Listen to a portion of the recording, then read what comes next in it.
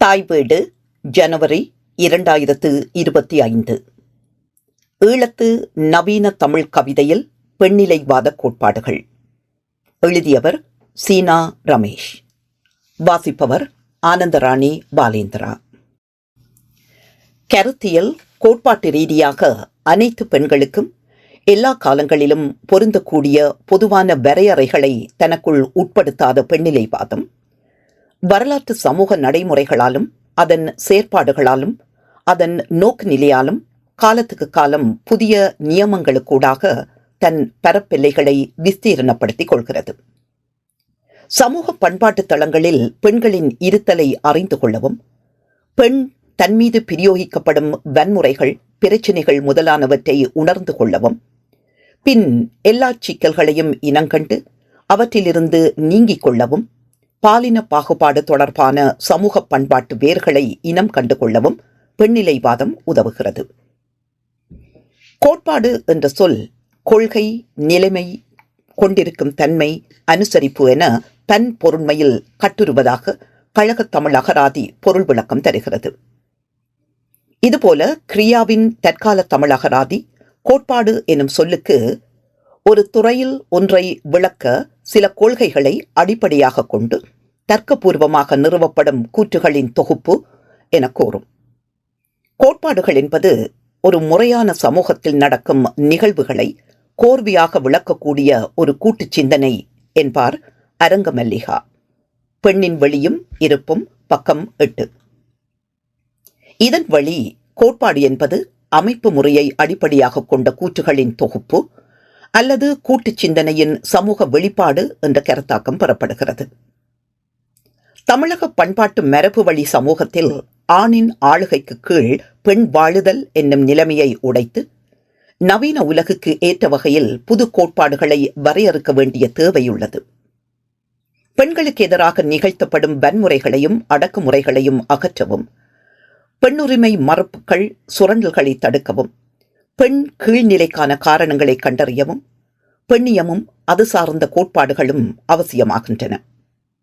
அவ்வகையில் சமகால பெண்ணிலைவாத சிந்தனைகள் முற்போக்குவாதம், லிபரலிசம், தீவிர பெண்ணியவாதம் அல்லது தூய பெண்ணியம், ரடிக்கல் ஃபெமினிசம், மார்க்சியவாதம், கிளாசிக்கல் மார்க்சிசம், பண்பாட்டு பெண்ணிலைவாதம், கல்ச்சர் ஃபெமினிசம் என்னும் பிரிவுகளுக்குள் அடக்குவனவாக இருப்பது நோக்கத்தக்கது.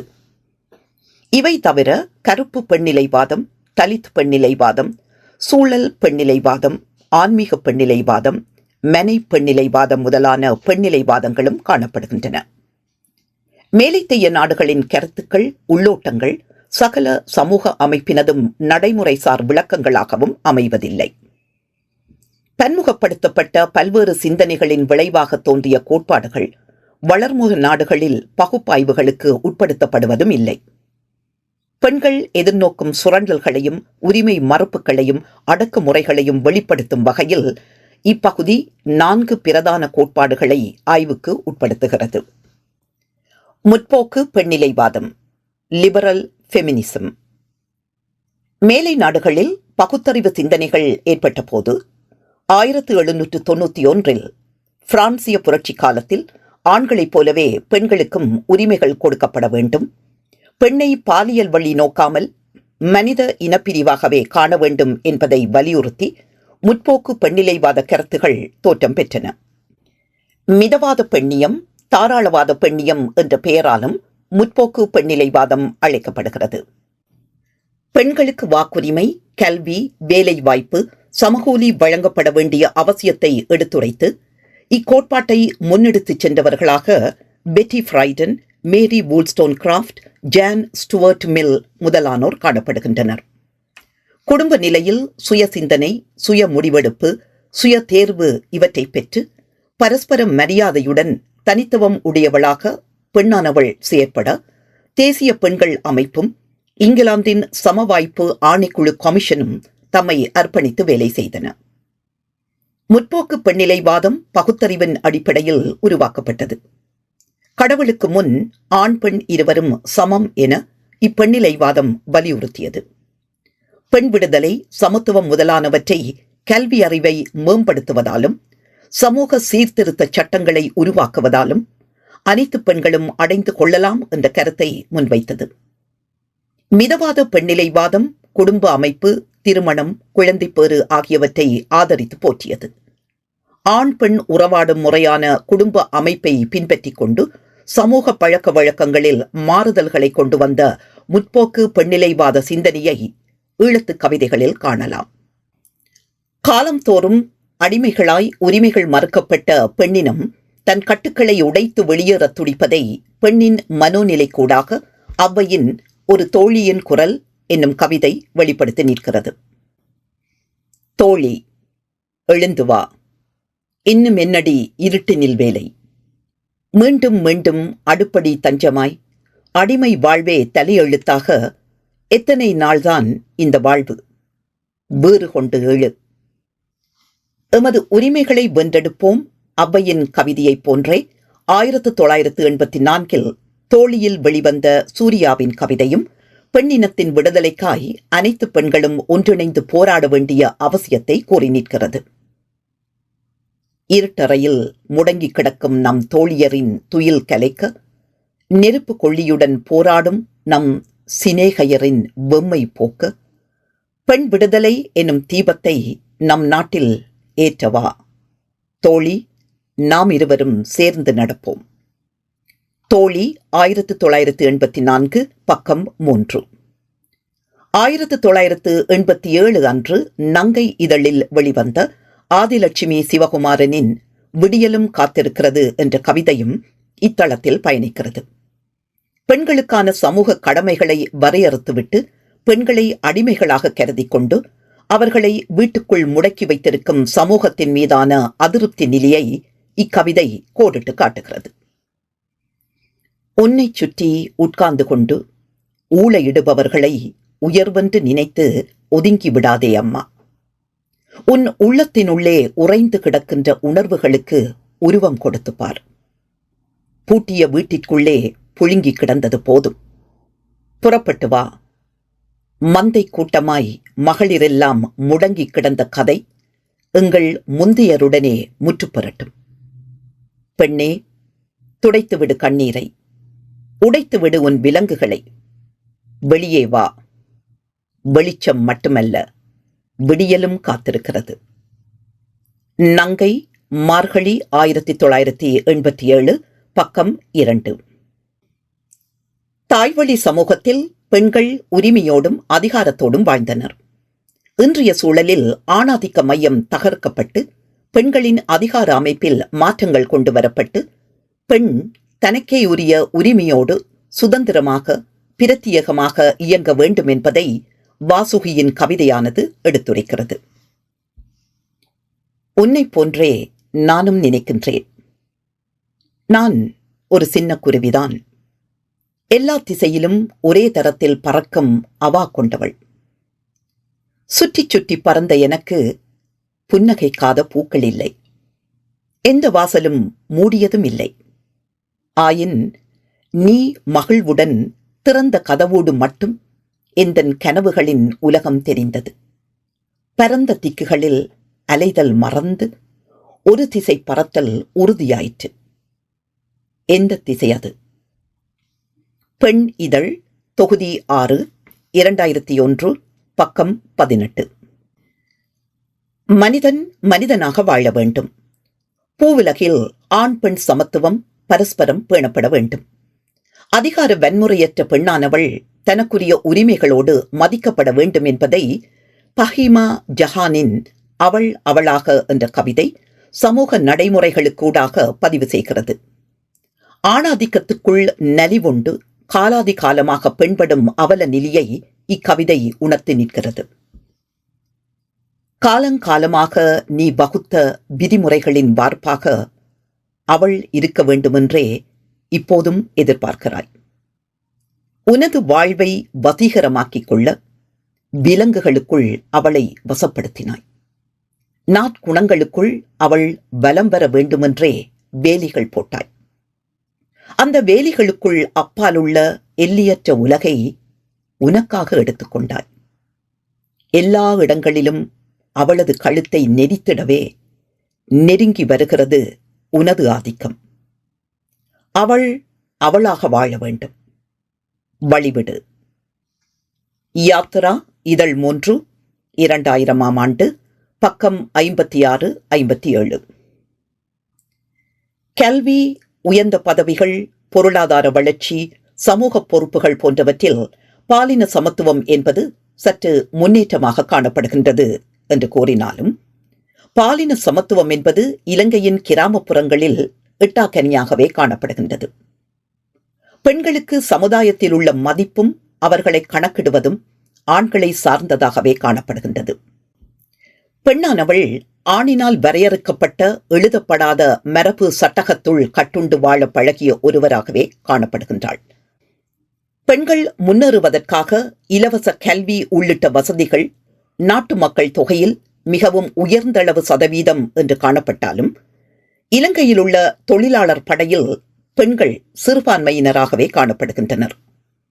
18 வயதுக்கும் மேற்பட்ட 64% அளவு தொழிலாளர்கள் படையில் இருக்க வேண்டிய பெண்கள் தற்போது தொழில் செய்யாமல் இருப்பதற்கு காரணம், பெண்ணானவள் நாளாந்தம் பாலியல் ரீதியான மன உளைச்சல்களுக்கும் மன அழுத்தங்களுக்கும் ஆளாகுவதேயாகும்.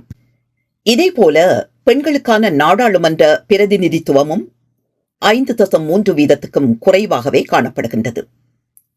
அரசியல் சாக்கடை என்பதால் பெண் அதனை நாடிச் செல்வது குறைவாகவே உள்ளது.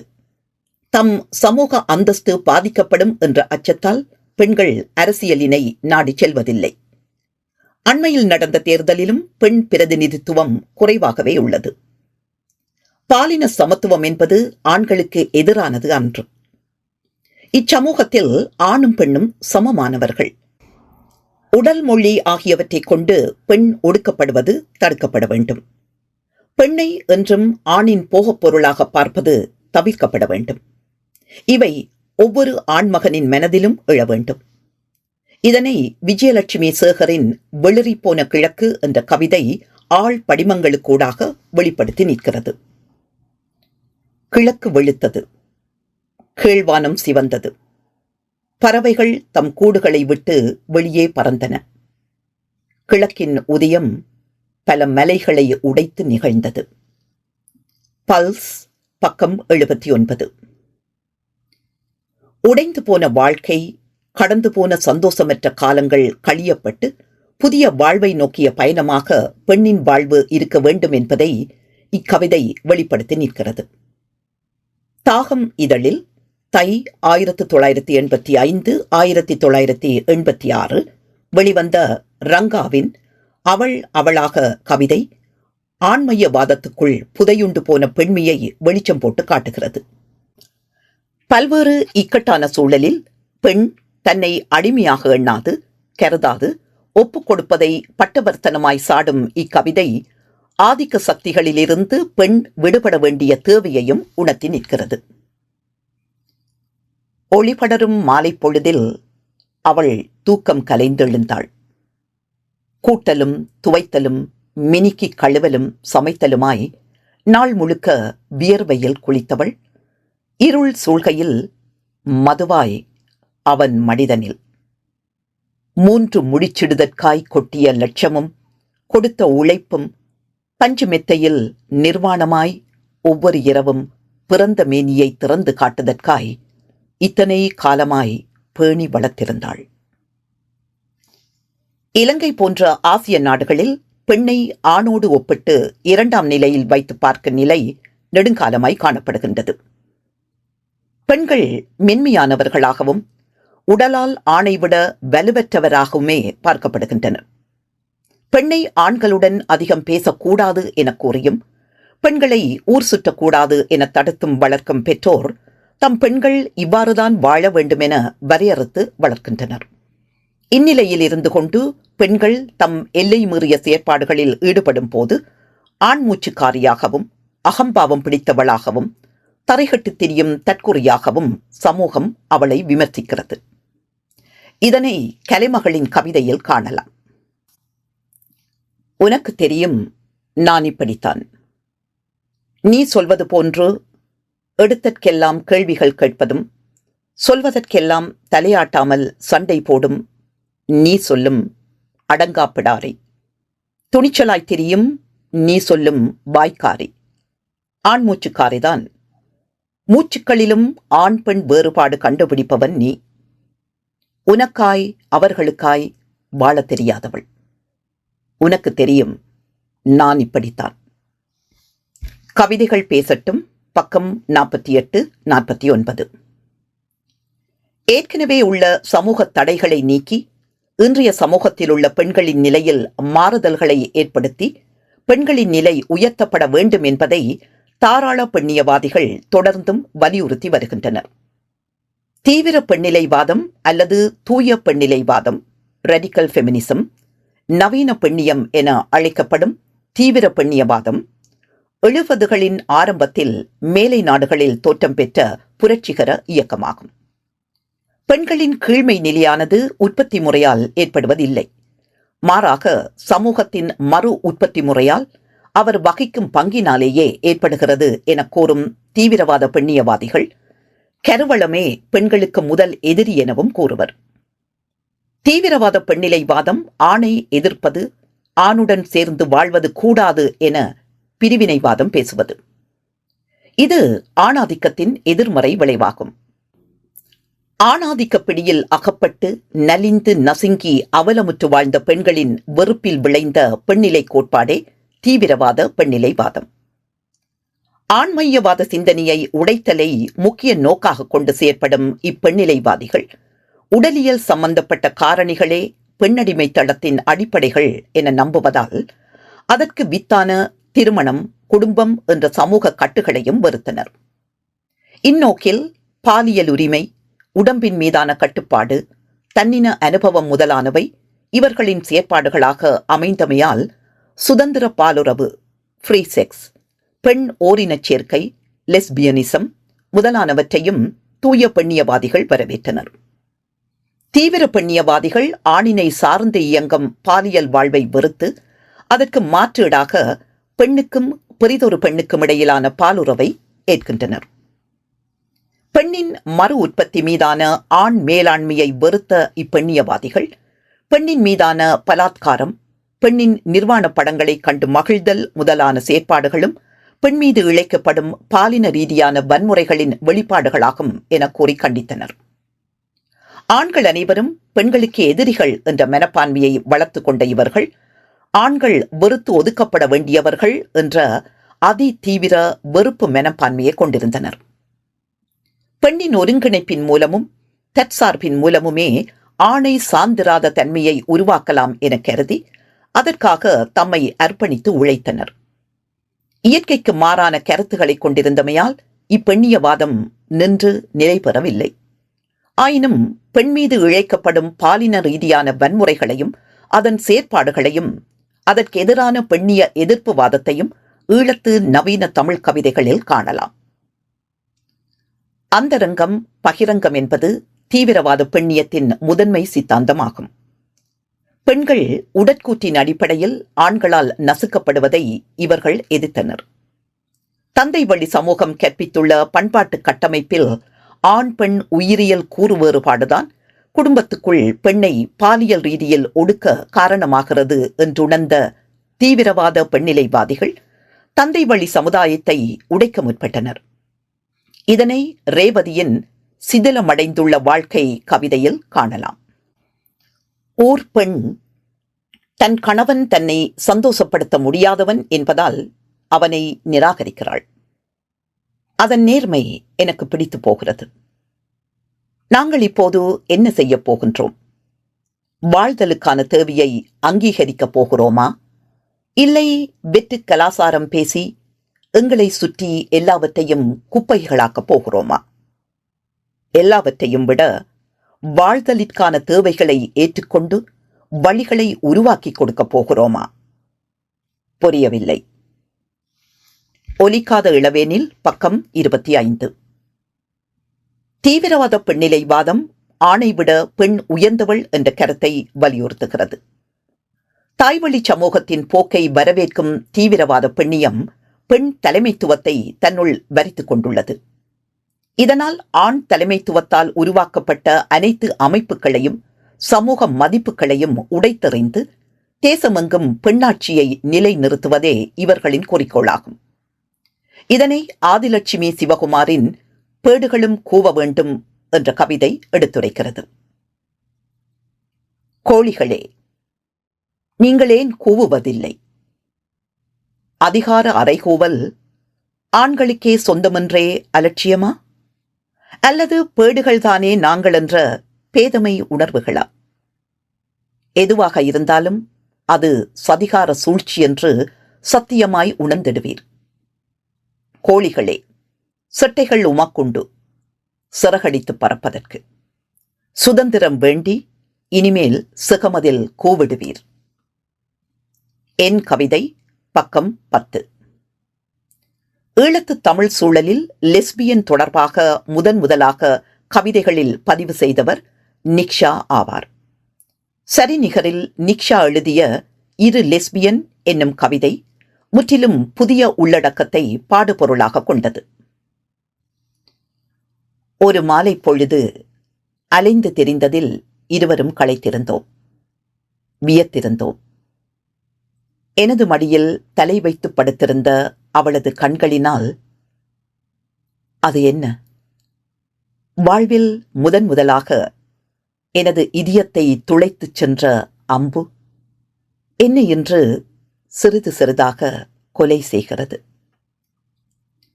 சுல்ஃபிகாவின் உனக்காக அல்ல என்னும் கவிதை ஆணாதிக்க சமூகத்தில் பாலியல் விளைபொருளாக பெண் சித்தரிக்கப்படுவதையும், மிருகத்தனமான முறையில் பெண்ணுக்கு இழைக்கப்படும் பாலியல் ரீதியான வன்முறைகள், சுரண்டல்களையும் கண்டிக்கிறது.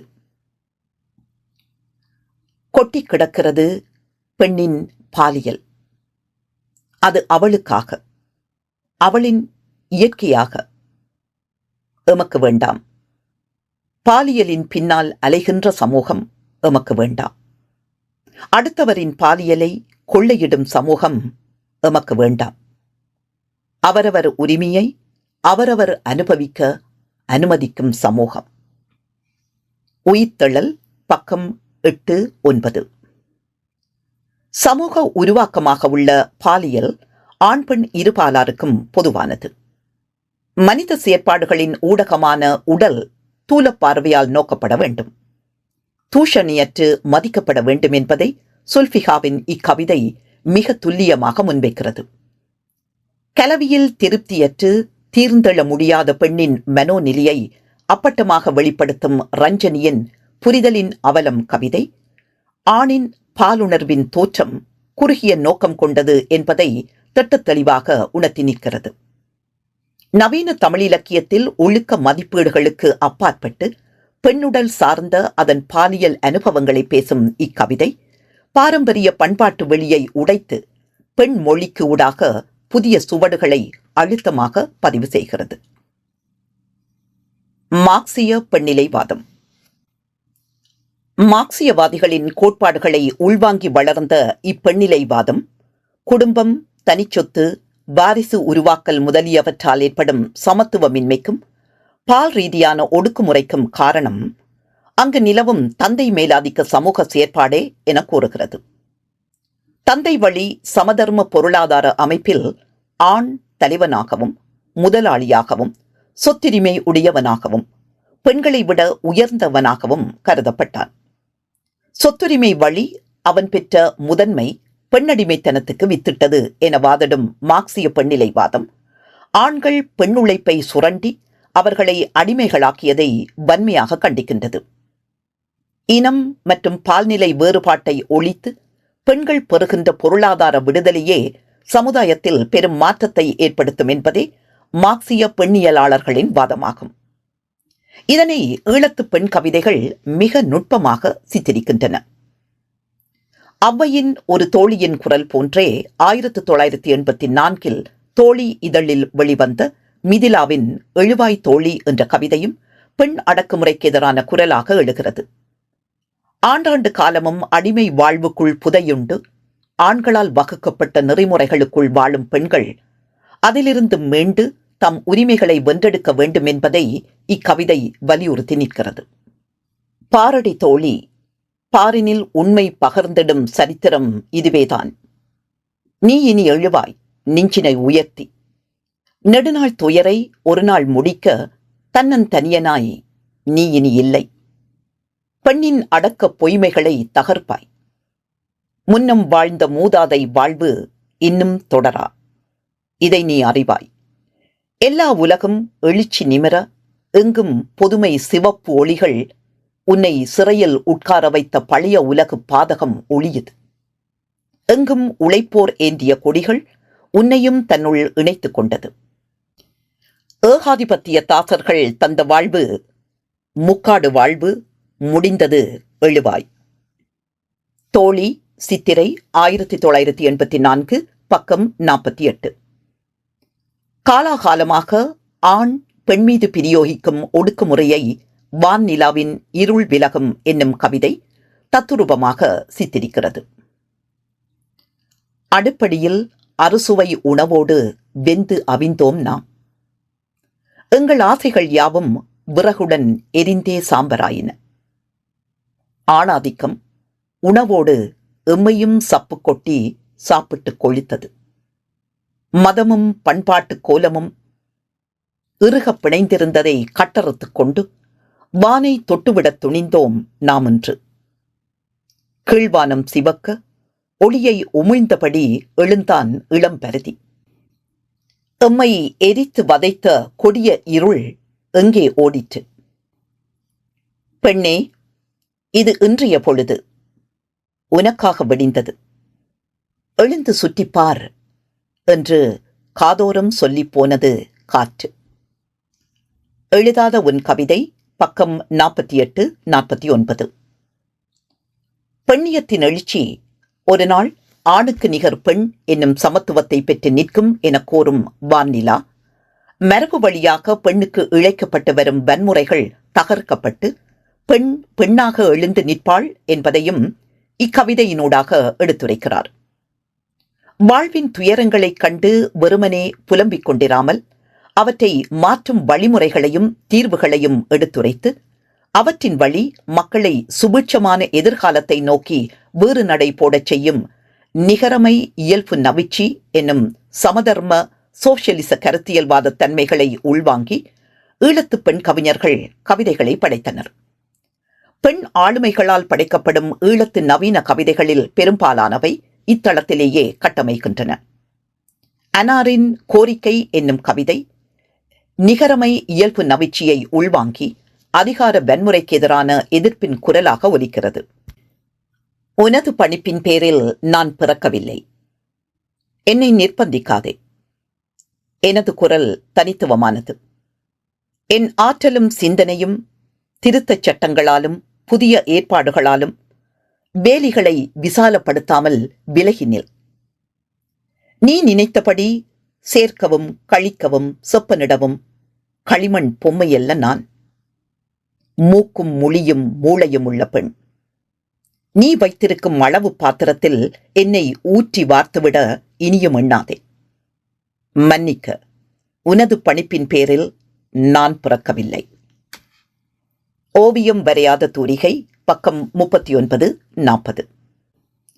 திருமணத்தின் பின் ஆண் தலைமைத்துவத்தில் பெண்ணானவள் தொழில் அடிப்படையில் சுரண்டப்படுவதையும் அச்சுரண்டல் வெளியுலகுக்கு தெரியாதபடி மறைக்கப்படுவதையும் சந்திரா இரவீந்திரனின் பிணவலி என்னும் கவிதை எடுத்துரைக்கிறது. இன்னுயிர்க்காக என் சுயமெல்லாம் அழித்து என்னை அதற்காய் அர்ப்பணமாக்கிய கணத்திலிருந்து என்னிடமிருந்து நகர்ந்து போன இனிய உலகை எண்ணி நேற்று வரை நான் கண்ணீர் சிந்தியதில்லை. முகத்தில் முளைத்திருந்த கோரப்பற்கள் நான் அறியாமலே என்றோ என்னை கொன்றுவிட்ட சேதியினை கொல்லைப்புறத்தில் உலாவும் பழைய மூச்சும் காற்றும் பறக்கும் சேலை துண்டுகளும் மெல்ல மெல்ல கதை சொல்லிக் கொண்டிருக்கின்றது. உதடுகள் தைக்கப்பட்டு சிறகுகள் ஒடிக்கப்பட்டு உயிர் துளிகள் சிதறிவிட்ட இக்கணத்தில் உனது பிணத்தை பார்த்து நானே அழுவதைத் தவிர என்னால் வேறெதுவும் முடியவில்லை. பிணவலி, ஊடறு 2002, பக்கம் 101, 102. பழைய மாயைகளை கிழித்தெறிந்து புதிய மாற்று சிந்தனைக்கு வடிவம் கொடுத்த மார்க்சிய பெண்ணிலைவாதிகளால் வர்க்க பால் ஏற்ற தாழ்வுகளுக்கும் ஏனைய அனைத்து ஏற்றத்தாழ்வுகளுக்கும் அதிகார உறவுகள் முக்கிய காரணமாக இருக்கிறது என்ற நிலைமையில் தம் கருத்துக்களை முன்வைத்தனர். அதே சமயம் 1960களில் அமெரிக்க பொருளாதார நிலைமை நெருக்கடிக்குள்ளான போது மாணவர் இயக்கம், சிவில் உரிமை இயக்கம், யுத்த எதிர்ப்பு இயக்கம், பெண்கள் இயக்கம், சூழல் இயக்கம் போன்றவை மார்க்சியத்தை நோக்கி புதிய வினாக்களை தொடுத்தன. வேலையின்மை, பணவீக்கம் முதலான பிரச்சனைகள் இடதுசாரி தொழிலாளர்களை வர்க்க அரசியலை நோக்கி திருப்பிய தருணத்தில் பெண்ணிலைவாத பிரச்சனைகள் முக்கிய கவனத்தை பெறவில்லை. வேலையில்லா பிரச்சினை தோன்றிய இக்கட்டான நிலையில் பெண்கள் வேலையிலிருந்து நீக்கப்பட்டு வறிதான பகுதிகளுக்கு ஆண்கள் நியமிக்கப்பட்டனர். மார்க்சியமும் பெண்ணிலைவாதமும் மிக முற்போக்கான கூட்டிணைவு நோக்கி. ஹெய்டி ஹார்ட்மன், தமிழாக்கம் மௌ சித்திரலேகா. இதனால் இவர்களால் அடுத்த கட்டத்தை நோக்கி நகர முடியாதுள்ளது. பெண்கள் சொந்த அமைப்புகளையும் பல தளங்களையும் நிறுவி மக்களை ஒன்று திரட்டக்கூடிய சமூக பார்வையை உருவாக்கி அதிகார அடுக்கற்ற சமூகத்தில் மார்க்சிய பெண்ணிலைவாதிகள் ஒருங்கிணைந்து பணியாற்றினால் வரலாற்று வளர்ச்சி போக்கில் ஒரு மாற்றத்தை நிர்மாணித்துக் கொள்ளலாம். பண்பாட்டு பெண்ணிலைவாதம். மரபு வழிவந்த பண்பாட்டை போற்றும் பண்பாட்டு பெண்ணிலைவாதம் பெண்களின் கீழ்நிலைக்கு காரணம் உயிரியல் ரீதியான அமைவன்று, மாறாக உளவியல் ரீதியான அமைவே என காரணம் கூறுகின்றது. சமூகம் தார்மீகமாக வகுக்கப்பட்ட நெறிமுறைகளுக்கு அமைய வாழ்வதே பெண்ணின் வாழ்வு என கூறும் இப்பெண்ணிலைவாதிகள் பிறரின் மீது பெண்கள் அன்புடையவராக இருத்தல், தியாக சிந்தனை மிக்கவராக காணப்படல், தயாள சிந்தனையுடையவராகவும் விட்டுக் கொடுக்கும் மனப்பாங்கு மிக்கவராகவும் விளங்குதல், போட்டியின்மை, கூட்டுறவு, தாய்மை, ஒழுக்கம், பொறுமை, ஒப்புரவு, தொண்டு போன்ற உயிரியல் ரீதியாக அளிக்கப்பட்டுள்ள பண்புகளை கொண்டவராக பெண்கள் விளங்குதல் நல்ல சமூக உருவாக்கத்துக்கு வழிவகுக்கும் என கூறுவர். பெண்மைக்குரிய இலக்கணங்களை வகுத்தவர்களில் தொல்காப்பியர் முக்கியமானவர். பெண்ணின் இயல்புகளை அடிப்படையாக கொண்டு 9 குணங்களை பெண்ணுக்கு வகுத்தவராக தொல்காப்பியர் விளங்குகின்றார். அச்சமும் நாணும் மடனும் முன்துறுதல் நிச்சமும் பெண்பாற்கு உரிய என்ப. தொல்காப்பியம் களவியல் 8. அச்சம், நாணம், மடம் என்னும் 3 குணங்களும் எப்பருவத்திலும் பெண்ணுக்குரிய குணங்களாக வரையறுத்த தொல்காப்பியர் செறிவும் நிறையும் செம்மையும் செப்பும் அருளும் அருமையும் பெண்பாலான. தொல்காப்பியம் பொருள் 15 என கூறுவார். அதாவது செறிவாகிய அடக்கமும், நிறைவு எனப்படும் அமைதியும், செம்மை எனப்படும் மனங்கோடாமையும், செப்பு எனப்படும் சொல்லுதல், அறிவு எனப்படும் நன்மை தீமைகளை பகுத்தாய்கின்ற தன்மையும், அருமை எனப்படும் உள்ள கருத்தறியும் தன்மையும் பெண்களுக்குரிய குணங்களாக வகுப்பார். தொல்காப்பியர் பெண்ணுக்கு வகுத்த அச்சம், நாணம் முதலான குணங்களை பெண்ணுக்கு இழிவெனக் கூறி பாரதியார், ஈவேரா, பாரதிதாசன் முதலானோர் அதனை மறுத்துரைப்பர்.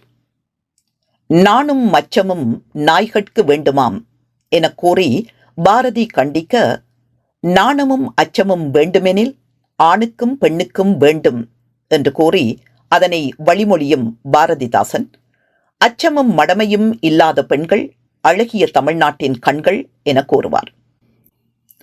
ஆனால் பண்பாட்டு பெண்ணிலைவாதிகள் தொல்காப்பிய இலக்கணத்துக்கமைய தம் வாழ்வை அமைத்துக் கொண்டவர்கள். துணிச்சல், தைரியம், தன்னம்பிக்கை, விடாமுயற்சி மிக்கவரான பண்பாட்டு பெண்ணியவாதிகள் அகிம்சை, காருண்யம் என அறவழியில் நின்று தம் உரிமைக்காக குரல் கொடுப்பவர்கள். அநீதிகளைக் கண்டு துவண்டு விடாமல் அநீதியை தட்டி கேட்கும் பண்புள்ளவர்கள்.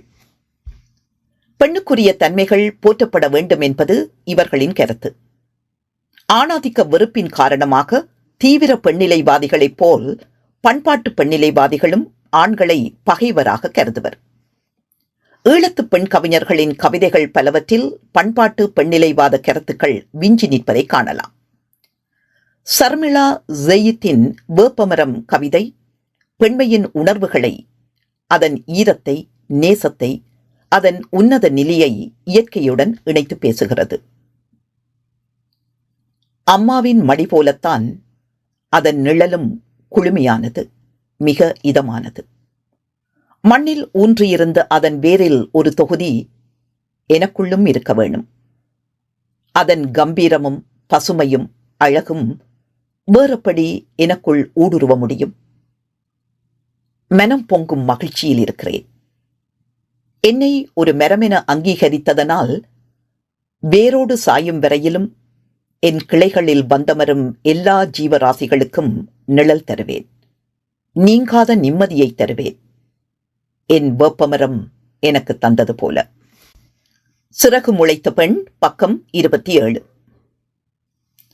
நவஜோதி ஜோகரட்னத்தின் காற்று பிரித்த போது கவிதை பெண்மையின் இலக்கணத்தை, அதில் பொதிந்திருக்கும் நுண்ணுணர்வின் பரிபாஷைகளை எழுதிச் செல்கிறது. அவள் மனதால் அழகானவள். மென்மையின் வதனத்தை அணைக்கின்றாள்.